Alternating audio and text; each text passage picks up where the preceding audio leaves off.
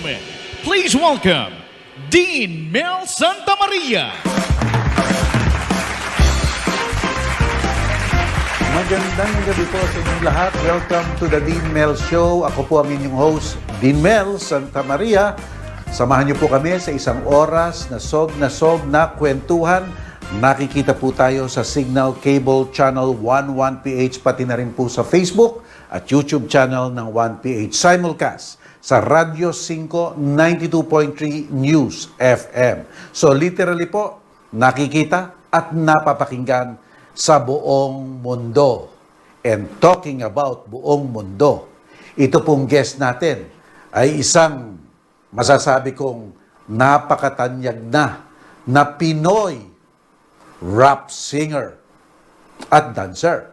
At ang galing po ng mga video niya, di ba po sa YouTube, talagang umaabot na po ng 71 million views. Pati na nga yung mga ibang foreigners na rapper at saka ng mga reactors humahanga sa kanya at sinasabing siya na daw ang susunod na phenom sa larangan ng rapping sa buong mundo. Ibang klase talaga ang dating. Ibang klase talaga ang dating. I ain't Tisoy, I'm Pinoy. Yan, sumikat po yan. Daka dun sa kanyang ginawa sa Wishbus sa USA. Di ba po? Yung panalo, wow, walang tatalo. Kaya, tingnan natin kung saan niya hinuhugot ang kanyang inspirasyon, ang kanyang talent. Kasi po yung kanyang ginagawa, it's really an inherent talent. Innate talaga eh. If you don't have it, you just don't have it. But if you got it, you got it. Siya po yun. Siya po yun. Parang lumilitaw lang ang mga kataga sa kanyang mga bibig. Pinag-iisipan niya ba talaga yon o it comes naturally? Kahanga-hanga po ang ating guest. Siya po ay si Dean Mel. Ayan po, ha? Ako po ay taghanga niya. Nanonood ako sa YouTube niya. Talagang sinusubaybayan ko siya, pati yung mga bago niya ngayon. Huwag po kayong aalis. Tututukan po natin at kakausapin natin siya dito po sa The Dean Mel Show. Sandali lang po.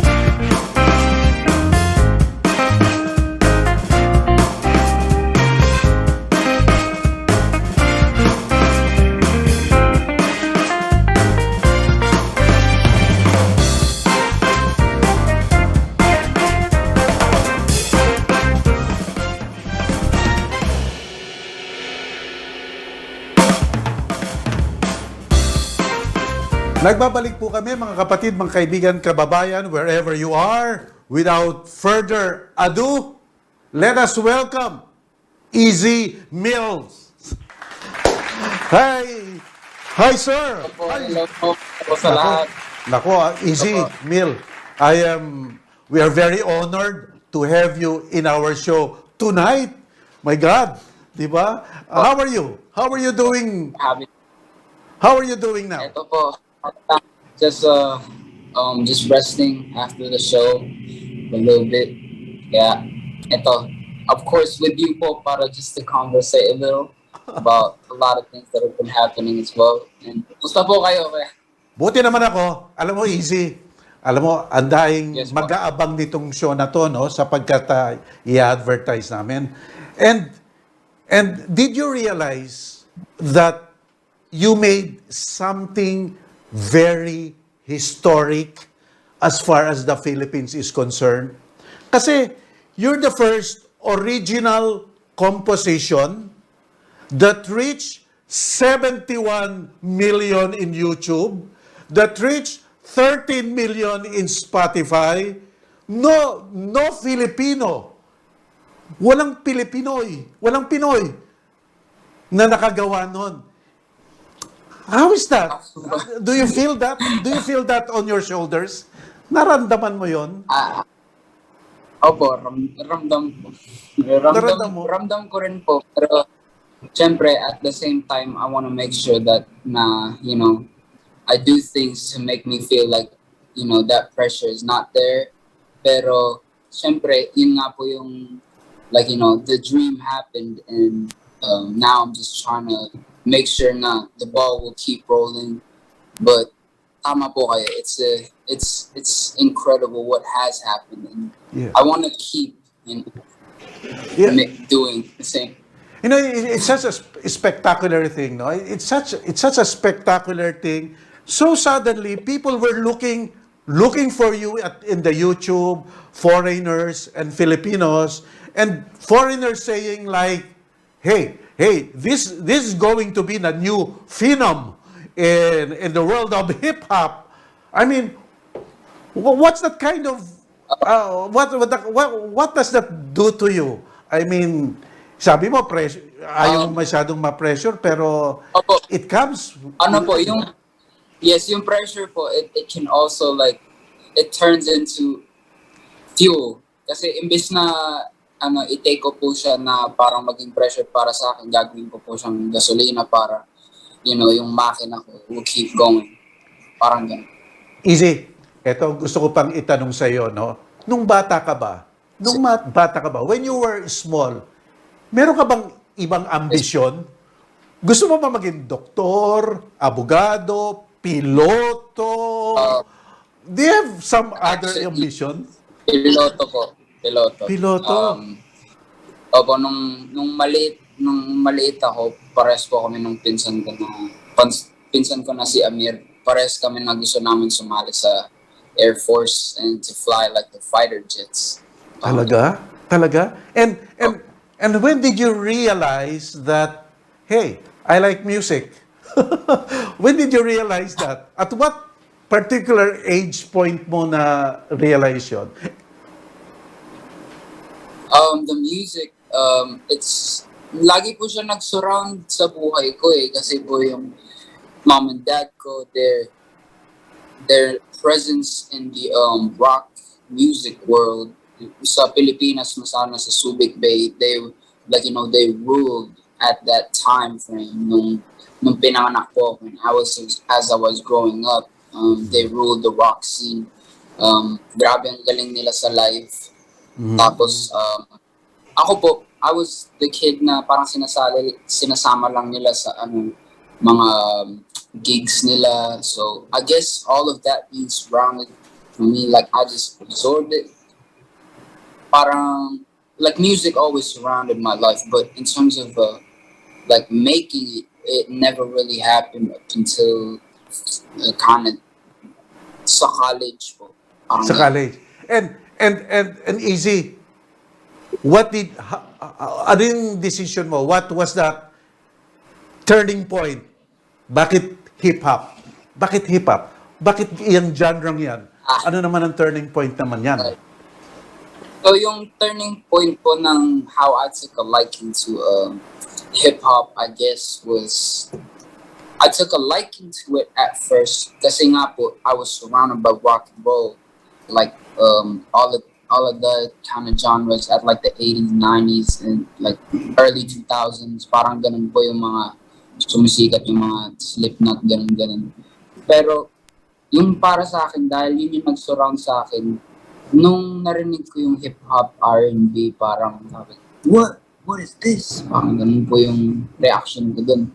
So, nung maliit pa po rin ako nun, na dun po yung naging first interest ko sa hip-hop, slash R&B, those kind of non-rock genres. Pero in terms of making rap, it kind of flipped it on its own self because when I started making music, I went back to what I absorbed as a kid. I started making metal music first, more of death metal, parang deathcore po. Ganun po yung unang, that's the kind of first genre that I started with. And it never really worked out in a way that I would say na naging financially, beneficial. Which it was just purely for the passion, kahit na yun po parang hiccups for nagiging result. Bago ko makalimutan itong tanong na to, nasabi mo, kumakanta ang mga parents mo sa Subic. Doon sa latest song mo, may sinabi kang, mayroon pulis, kailangan natang umalis, meron sa pagitan sa gilid ng Subic, iyon ba yun? Subic, tama ba yun? Sinasabi ko, mukhang Subic yun yung word na yun So, hinango mo rin sa experience mo ang mga kanta mo. Yes po. Di ba? Ang ganda nun. Di pwedeng paghalo ang tubig at langis. Ang lalim nun, easy. Saan mo nakukuha yon? What is your background? What is your background in Tagalog? Yung background ko ba sa Tagalog is, yun po kasi parang freestyle lang. So yung merong pulis, kailangan natin umalis, merong pagkita sa gilid ng surig. Parang ano lang po, yung lumabas lang sa bibig ko na pagkatapos nun. So it just, minsan, totoo naman, hindi naman pwede maghalo to. Parang ganun lang po.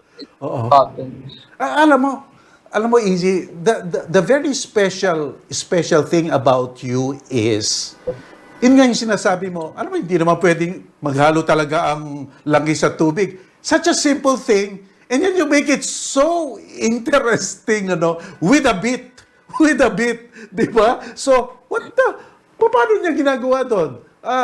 So my question to you is, are there teams na lumalabas na lang, o minsan lumalabas but then you sharpen it, you hone it, you re-examine it? What's the best? In short, many versions muna and then the final one. Ganun ba yon? Opo, parang it's a mix of all of it. Kasi syempre, so minsan yung meron kang naiisip na gusto mo isulat, so isusulat mo yun. Pero kapag pumatong ka na sa tapat ng mikropono at computer mo, kung i-record mo na yung kanta, minsan magde-decision ka, yung nasulat ko medyo hindi bagay, kaya parang natatabunan lang sa mga ibang pasulat-sulat na gano'n. Tapos minsan yung mga talagang parang sobrang simple lang sabihin, yun pa yung madaling i-record kasi it's simple, hindi siya masyadong komplikado pa. Alam mo, you are a poet. Alam mo ba yun? Sabi ko, this guy, makatato. He just puts a beat on the poem na ginagawa niya. And,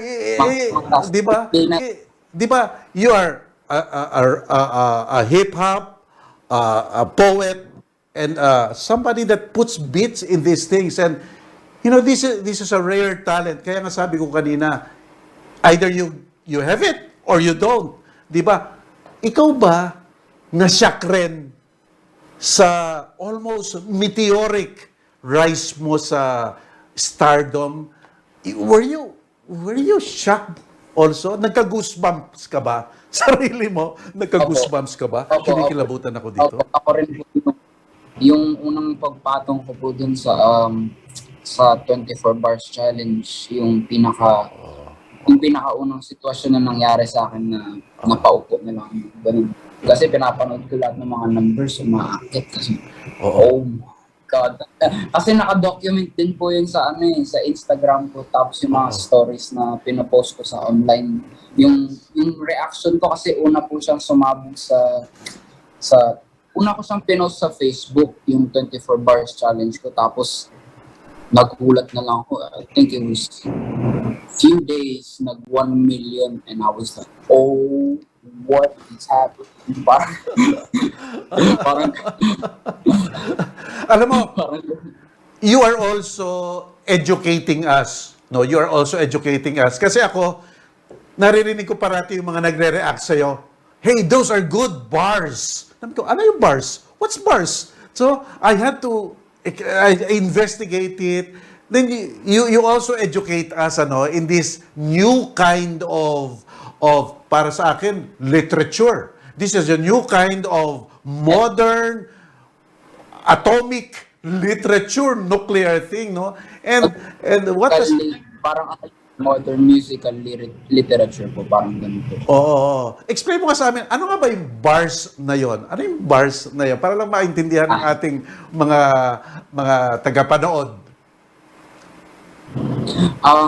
Bars are what you would call like 4-line segments. So, meron yung, like in a poem, you have 1, 2, 3, 4 lines. So, meron kang, like at the ending, either you want to rhyme it as A, or A, B. So like, parang ganun yung standard, parang sa musical, I would say, narinig ko lang from somewhere, from like musical theory, like kung paano ka magsulat ng musical bars, parang ganun po.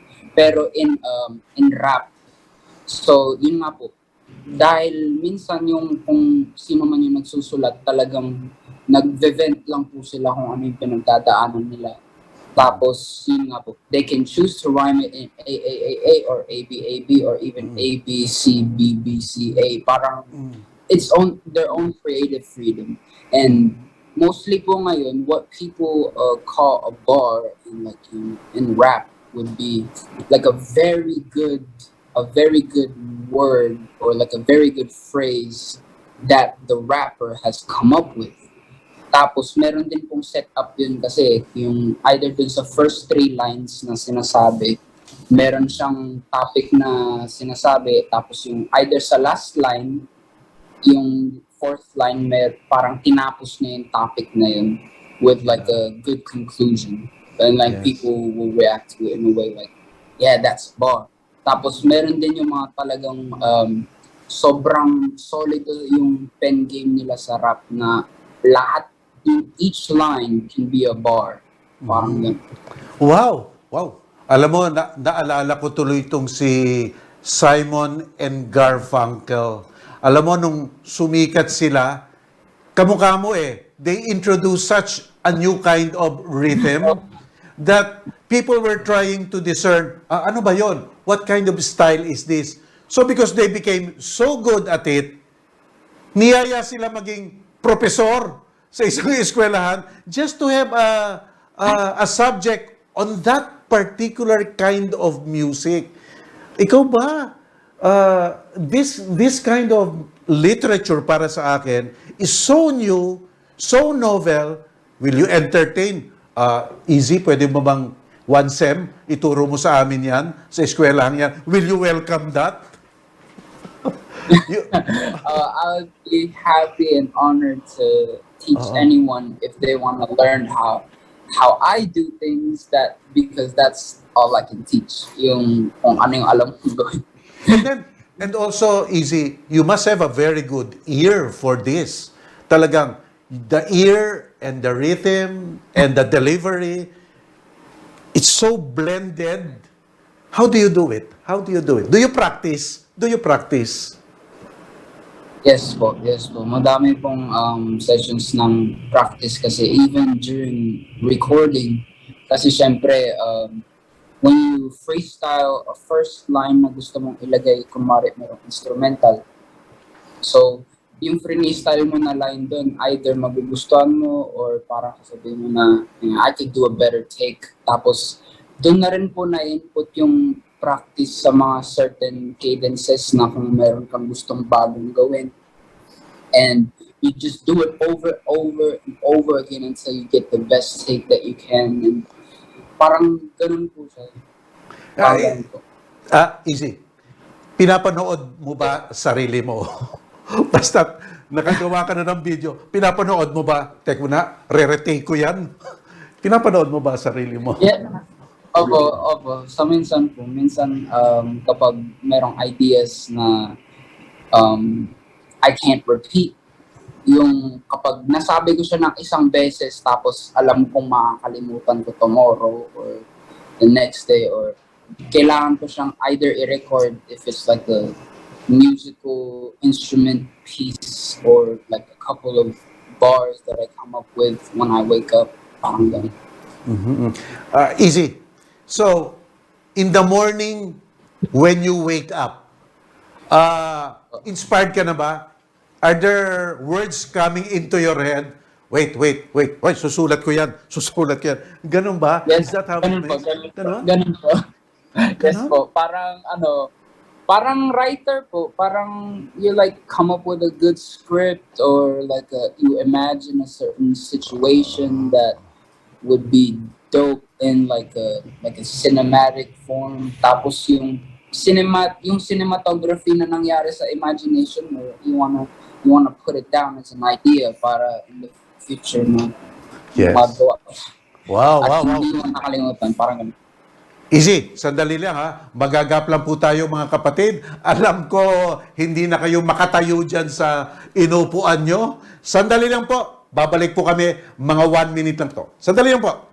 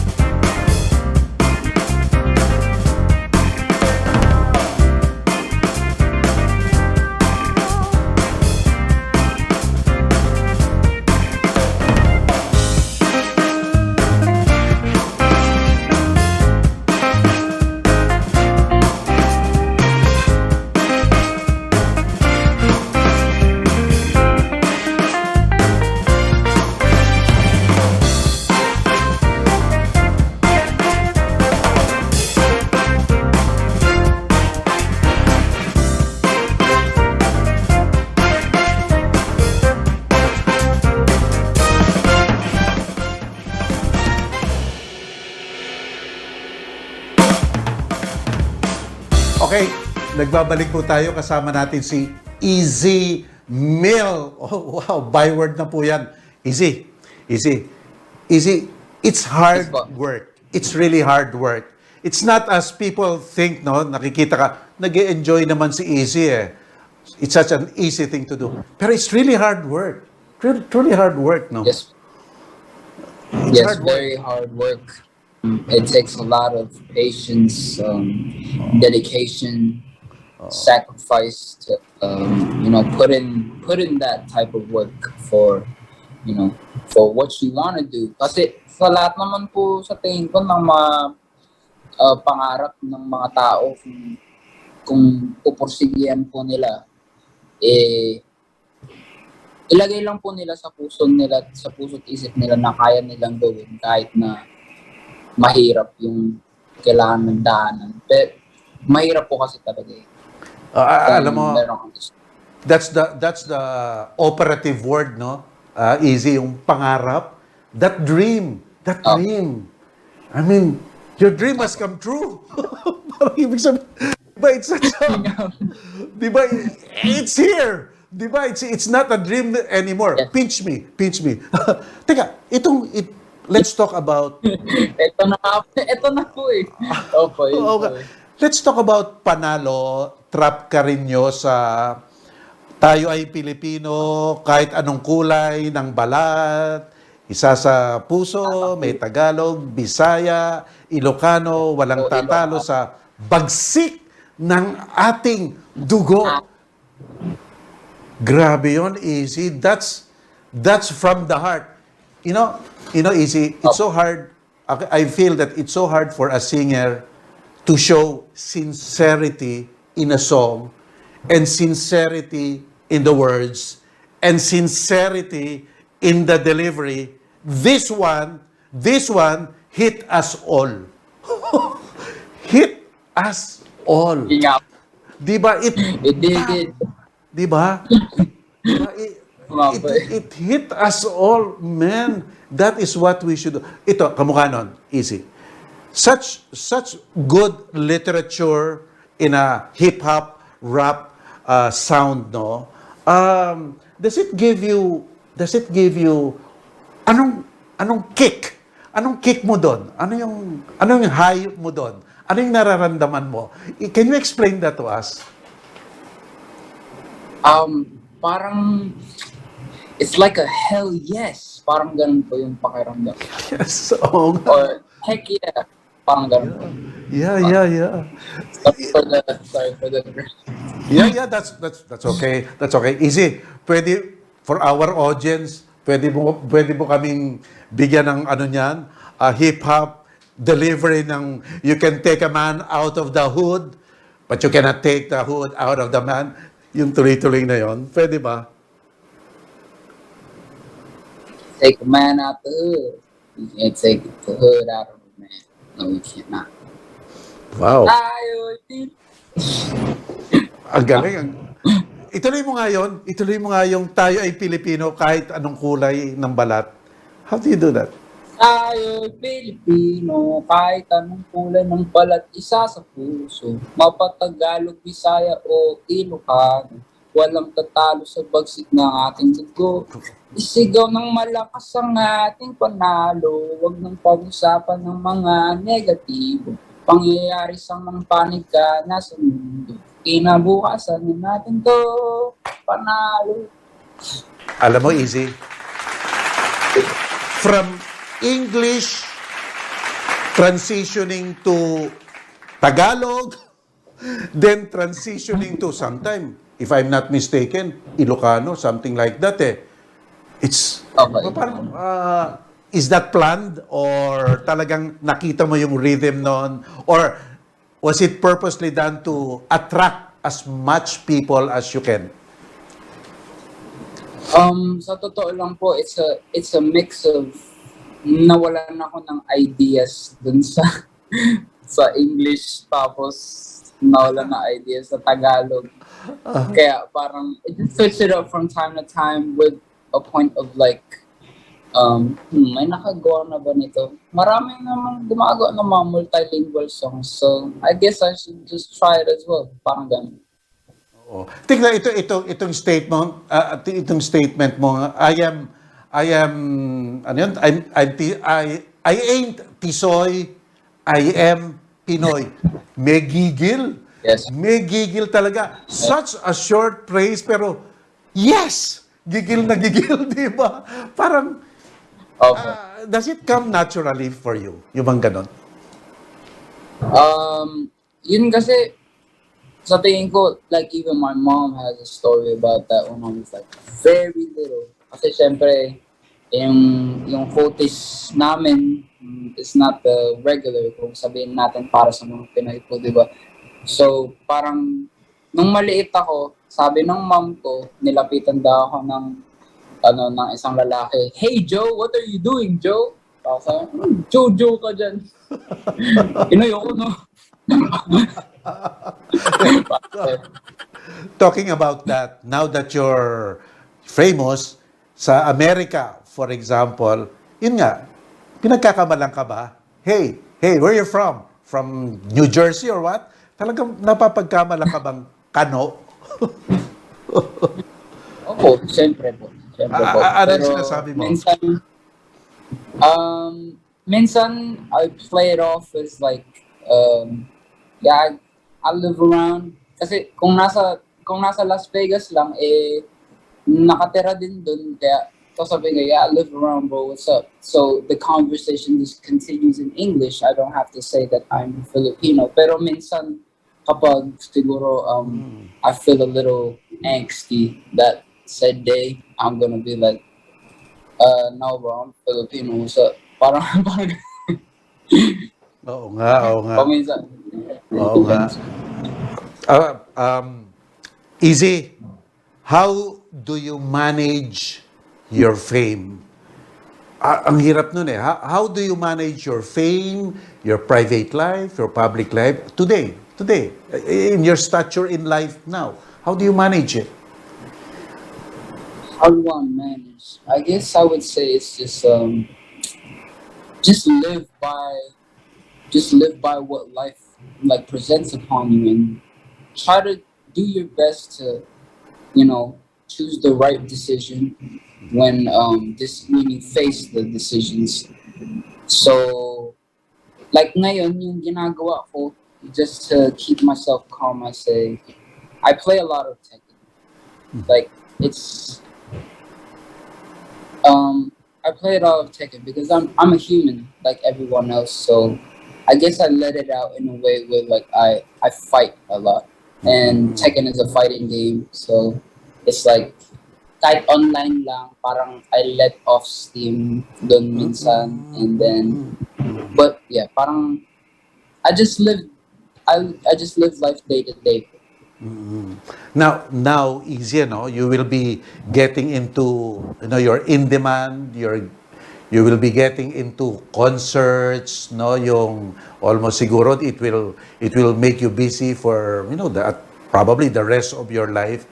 Can you can you describe to us, nasa backstage ka, lalabas ka, and you hear people anticipating your presence, the lights, the people gazing at the stage, that kind of, and you just there at the back, waiting to enter. Are you nervous? Kinakabahan ka pa ba? Yeah. Yes, I always get nervous, but actually, um, like even just thinking about it right now, it gives me like some nerves because it's just like that. Kasi syempre, that's there's them's your fans, your supporters, and they're expecting a hell lot from you as a performer as well. Because you set your standard on your songs, and there you go. You're gonna, but then Yes.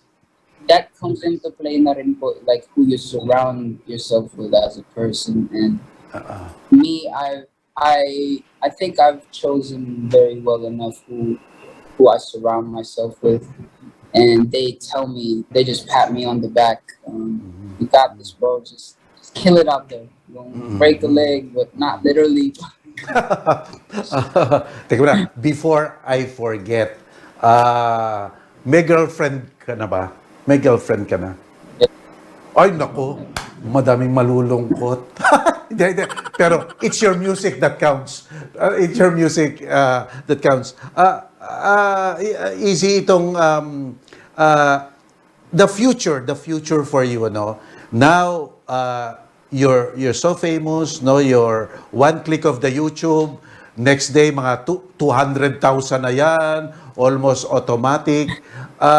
Ang tanong ko sa iyo any any plans to ramify, to extend yourself in some other areas of entertainment, like movies, nagpapasok na ba sa inyo? I would love to do some movies. Yes, I would love to direct and be a part, or even do soundtracks for movies. That would be a very pleasurable work area that I would love to get myself involved in, because maliban po dun sa music, yung lagi pong tumatakbo sa utak ko habang ginagawa ko yung music is yung music video na gagawin ko para dun sa mga kantang ginagawa ko. Yes. So, like yung mga ibang music videos na nagawa ko po para sa mga kanta, as for now, that's why they kind of feel like mini movies. Kasi Yes. I love movies. I love movies. Gusto And ko. sa totoo na, yes. Gusto ko yung nasa kitchen ka. Yung sabi mo yung first. That one was classic. Ikaw lang gumawa nun with the help of friends. Ikaw lang gumawa nun tapos in-upload mo yon. That was classic again. Yung IDK po Oh, ba yeah, yun? IDK. ID tawag ko doon, IDK. Yeah. Yun. So Tell us the story a about lot that. of people, yes, yeah, a lot of people have said a lot of things about what IDK could mean. Generally, it just means I typed in IDK because I didn't know what to title what I just did on the song, because ginawa ko lang yung beat sa totoo lang, as like a tribute for like Eminem's little freestyle that he did. I wanted to make a beat on top of it, but it didn't necessarily get the recognition that I longed that it would get. So I just took it down and I used the beat myself, and I rap on top of it. Like, and me being a fan of Eminem, So parang yung rhyme structure, ganun. Pero sa totoo lang, parang naglalaro lang ako dun sa kanta na yun. That's why I titled it IDK, because I don't know. But the fact that it was in the kitchen, people said it's in the kitchen. So I was like, okay, I guess that's perfect. Yeah, that's you make people think actually. You make people think. And I love that. meron na bang nag-reach out sa na a hip hop artist, let's have a duet, things like that. Let's work on something, let's collaborate. May nag-reach out na ba sa'yo ganon? Yes po. Marami pong nag-reach out sa akin, and ako rin po, when I was starting out, I reached out as well as myself as like a hip hop artist, because collaborations are very fun environments to have when it comes to in the work of music, because you get the two creative brains of two different artists in just one room, and magic happens. And I'm blessed enough to have collab with some artists right now, and some of those works are on YouTube, and the songs are out in streaming platforms if anybody wants to check them out. And yes, but people have reached out to me, and I've worked with them as well. Then I reached out to people, and then they worked with me as well. So I'm blessed to say that I've had my fair share of collaborations to know what goes down in hip hop collaborations. That's a great thing to hear. And yet, do you already feel that you have to compete? I have to compete. I have to compete. I have to be better than that guy. Do you feel that already? Kasi I'm sure nung beginning, it was fun. But Ganun now, po, ganun po siya. That's how you have fun. It's a competitive sport. oh, good.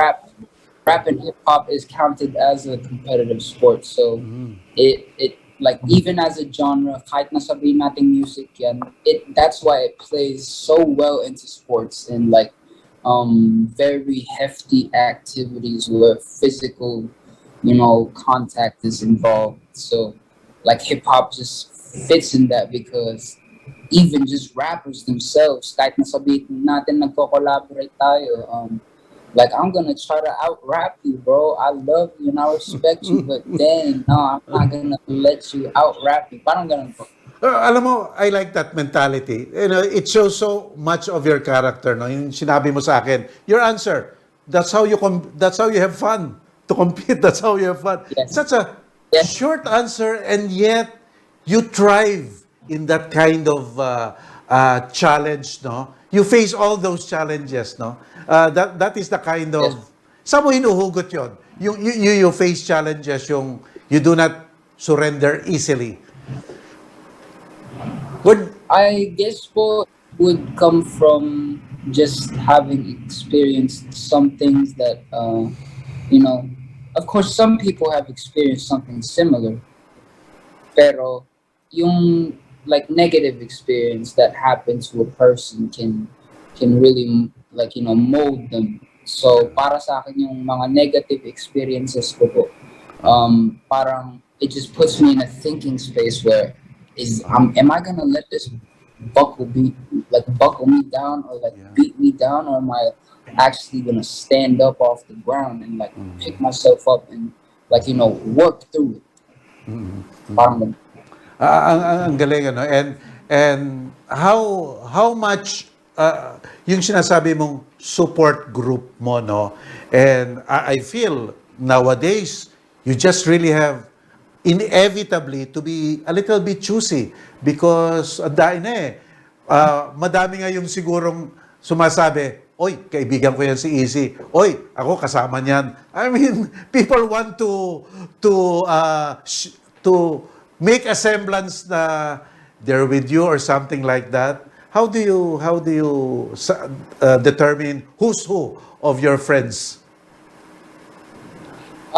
Ako po, kilala ko naman po yung talagang kilala kong kilala ko naman po yung mga kilala ko, yung mga kasama ko sa eskwela noon, yung mga talagang nakahalubilo ko, yung mga people that I've gone through, like, you know, bad times with, good times with, you know, like, experiences that create bonds. So I know the people that I have bonds with, and the ones that that's good. I know. Naalala ko lang, anong sinasabi ng mga teacher mo dati, yung mga classmates mo dati, man, who are you? You've changed. Correct, diba? How do they react now? How do they react now? Ngayon po, they just tell me, man, you better get back home. Cause sa totoo lang po, they don't say that like you changed. I've never heard that from any of, like, you know, people that I consider that I have bonds with po. So I feel like I'm happy about that.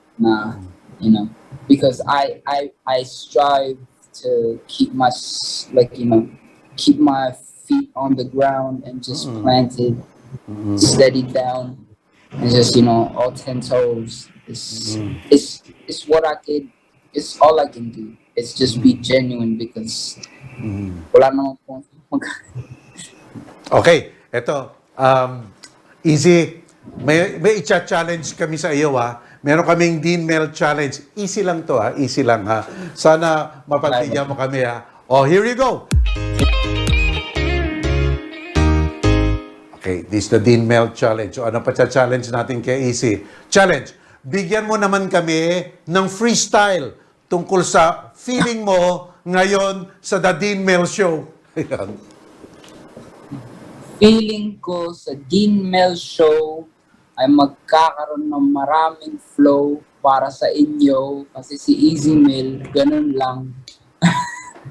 Walang ibang magagawang iba kundi mag-rap para sa ating mga kayumangging taot puti at halo-halo. Pwede na yun. Pwede na yun. Magkakaroon na kami ng magkakaroon na kami ng 10 million views. Tungkol naman sa freestyle tungkol sa pagbalik mo sa Pilipinas after a number of years, yung pagbalik mo dito sa Pilipinas. Ang pagbalik ko sa Pilipinas ay yung pakiramdam ay napakaangas. Napakasarap sa pakiramdam na makita ulit ang ating watawat. Ang galing, ano? Diyan sa tabi-tabi, sa lahat ng kalsada, Magaling. sa lahat ng mga nagtatrabaho, at kayang-kaya lang nila. Nakikita ko sa mata, kamay at paa na porsigido lang. Parang, I think ganun. Ito, number 3. Ito, last naman natin to. Number 3. Freestyle tungkol sa Easy Meal noon at ngayon. Ay, yung Easy Meal noon, medyo bata pa yan, na medyo walang alam, kaya nag-i-skate lang, pasang awa, patawa-tawa, kasama mga tropa. Kumpara sa ngayon, ang aking ginagawa para sa aking pamilya ay naroroon at ngayon na itaguyod na rin. Kaya gusto ko lang ipagpatuloy para mas subaybayan tayo ng taong bayan. At sana patuloy nyo lang akong panoorin at puriin. Galing, galing. Easy. Bago ko lang makalimutan, kasi it's such a meteoric rise na you did not start locally. Wala. Didn't start locally. You did not become famous here in the Philippines.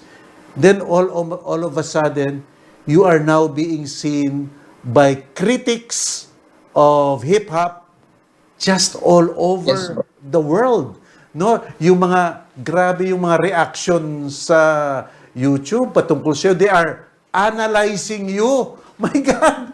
They are analyzing what you have made. They're analyzing the bars. Oh, di ba? And how does it feel? Gusto ko lang malaman yon. Ano yung kick doon? Ano yung sensation doon? Ano yung... Yeah, but I get a kick out of it. I do get a kick out of it because just the fact that they view my product as such, and they it's kasi ako rin, as someone who writes it, like I take a lot of time and effort for those few minutes that you listen to, and for the fact that they appreciate those few minutes a little more than just a few minutes is something that I will forever be thankful for. And like they support, you know, the creativity and the craft, and because they get inspired as well, and I get inspired by watching them get inspired. So it's just like a constant feedback that, like, you know, the ball just keeps rolling. You know, I'm just happy to put my own stamp on like music in itself. I guess the operative phrase there is few minutes of bars, and people analyze it in so many ways. Ang daing interpretation, no? What the, di ba? Di ba? Ang galing. It captures the imagination of people, no? And that's an ability. Teka, alam mo, Easy, meron ka bang favorite song, anything? Favorite song na, I mean, na gustong-gusto mo na sort of, you remember it almost every time? Dami ko po kasi favorite songs, pero I would just have to ask you po, ano pong gusto nyong i-categorize? Anong genre po? O sige, teka. Beatles. May favorite song ka ng Beatles? Panahon ko yon. Meron, naalala mo pa ba sila? Naalala ko po kasi syempre pinapatugtog po minsan doon sa kamakailan sa bahay nung maliit ako. Pero me as myself, I don't particularly listen to the Beatles, but I do respect and admire the songwriting that they put, and, like, you know, they have people inspired by the way that they write songs. You know, John Lennon and everybody that is involved with them, like they're songwriting gods. Kasi in the same way that they started something for England, you started something for us Filipinos, no? Talagang it's historic. It's historic talaga. What you did is just classic historic, and it is still ongoing, ongoing, Ngayon, doon sa ating mga kabataan, doon sa ating mga youth na tinitingala ka ngayon. They like to be Easy Mill. I want to be Easy Mill Jr. Bilang Easy Mill, paano mo sila may impluwensya? What can you tell them? What can you tell our youth about striving and about life? Ano yun? I would say na kung gusto mong maging Easy Mill Jr. for now, I guess that's fine, because at a point in time when I was just growing up as well, I wanted to be Eminem Jr., Kendrick Lamar Jr., A$AP Rocky Jr., like Infant Annihilator Jr., some bands that I admired like that. So I guess at the point in time that you want to start off, it's okay to, just be very inspired by who you're inspired by. And then, because that comes into play where if you try to replicate your idols, you're only gonna get so far as to where, because you're never gonna sound like your idols. That's the thing. You're never gonna sound like them. So in your journey of trying to sound like your idols, you're actually gonna formulate your own style. Like, damn, I don't sound like anyone else. I guess, like, all of my idols mixed in with what I'm trying to create is me on them. And in the next few days, from April 29 to, I think, May 15, there will be you will be so very busy singing for us, no, for the Filipino people. And where can we expect that to happen? All over the Philippines yan, ano? All over the Philippines. So you will have sa New Frontier, sa MX Davao City, sa Albay Astrodome, sa Cap Center Baguio City, sa Subic Olongapo. Di ba? That's May... Last but not least was Olongapo. Subic. April 29, May 1, May 6, May 13, May 15. Wow! Easy. That's all over the Philippines, ah.